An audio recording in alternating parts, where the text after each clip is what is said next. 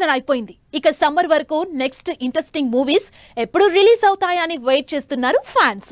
అయితే సమ్మర్ వరకు వెయిట్ చేయకుండానే మరో పండుగ శివరాత్రిని బుక్ చేసుకుంటున్నాయి సినిమాలు.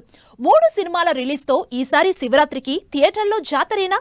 శివరాత్రికి ఈసారి ఆడియన్స్ కి జాగరణతో పాటు జాతర కూడా ఉండేలా ప్లాన్ చేస్తున్నారు మేకర్స్. ఇంట్రెస్టింగ్ సినిమాలతో ఈసారి శివరాత్రి ఎంటర్టైన్మెంట్ డబుల్ కాబోతోంది. ఇప్పటికే ఉన్న సినిమాలతో పాటు లేటెస్ట్ గా జాయిన్ అయిన టిల్లు స్క్వేర్ తో శివరాత్రి సెలబ్రేషన్స్ ఇంకా జోష్ లో జరగబోతున్నాయి. సిద్ధు, అనుపమ జంటగా తెరకెక్కుతున్న టిల్లు స్క్వేర్ ఫిబ్రవరి 9న రిలీజ్ అనౌన్స్ చేసింది. అయితే ఈ సినిమా పోస్ట్ పోన్ చేసి మార్చి 8 శివరాత్రికి రిలీజ్ ప్లాన్ చేస్తోంది టీం.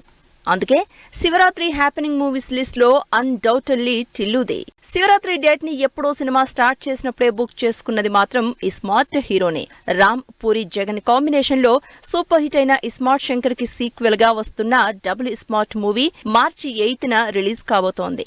ఇస్మార్ట్ శంకర్ తర్వాత అటు పూరికి ఇటు రామ్ కి హిట్స్ లేకపోవడం, వీళ్ళిద్దరి కాంబినేషన్ లో డబుల్ ఇస్మార్ట్ తెరకెక్కడంతో ఈ సినిమా మీద ఇంట్రెస్ట్ క్రియేట్ అవుతోంది. అంతేకాకుండా ఈ సినిమాలో విలన్ గా బాలీవుడ్ స్టార్ సంజయ్ దత్ కావడంతో స్కేల్ పెరిగి ఎక్స్పెక్టేషన్స్ కూడా పెరుగుతున్నాయి. మరి టిల్లు సీక్వెల్ తో ఇస్మార్ట్ శంకర్ ఎలా ఫైట్ చేస్తాడో అని వెయిట్ చేస్తున్నారు జనాలు. ఈసారి శివరాత్రి 1 కాదు 2 కాదు ఏకంగా 3 సినిమాలు పోటాపోటీగా థియేటర్లోకి వస్తున్నాయి.